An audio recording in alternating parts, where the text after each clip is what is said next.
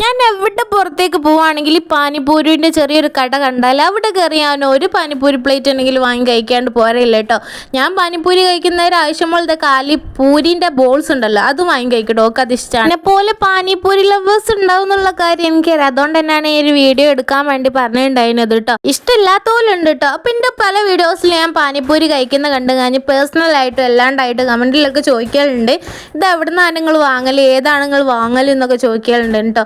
ഞാൻ പല സ്പോട്ടിൽ നിന്നാണ് വാങ്ങൽ. അതായത് കുന്നമംഗലത്തൊന്നും വാങ്ങലുണ്ട്. അതേപോലെ അത് കഴിഞ്ഞ് ടൗണിൽ ഒരു സ്പോട്ട് ഉണ്ട്. കുന്നമംഗലത്ത് തന്നെ നമ്മൾ ഫാമിലി ടെക്സ്റ്റൈൽസ് ഉണ്ടല്ലോ, അതിൻ്റെ കുറച്ച് ലെഫ്റ്റ് സൈഡിലായിട്ട് കുറച്ച് അങ്ങോട്ട് പോയിട്ട് അവിടെ ഒരു സ്പോട്ട് ഉണ്ട് കേട്ടോ. സെയിം സാധനം കിട്ടുന്നത് പറയുമ്പോൾ ഞാൻ പാനിപ്പൂരി അല്ലേ വാങ്ങൽ, ഞാൻ സേവ്പൂരിയാണ് കേട്ടോ വാങ്ങൽ. അപ്പോൾ പലരും പാനിപ്പൂരി എന്തെങ്ങനെ കുറേ മിക്സ്ഡ് ആയിട്ട് വരുന്നതെന്ന് ചോദിച്ചിട്ടുണ്ടായിരുന്നു. വീഡിയോ കണ്ടിട്ട് ഞാൻ വാങ്ങൽ പാനിപ്പൂരി അല്ല സേവ്പൂരിയാണ് കേട്ടോ. അപ്പോൾ ഇത് എവിടെ വരുന്നതെന്ന് വെച്ചാൽ കുന്നമംഗലം കാരന്തൂർ റോയൽ എൻഫീൽഡിൻ്റെ നേരെ ഓപ്പോസിറ്റ് ആണ് കേട്ടോ ഈ ഒരു പാനിപ്പൂരി സ്പോട്ട് വന്നിട്ട്. എനിക്ക് നോമ്പ് സ്പെഷ്യൽ ആയിട്ട് വരാം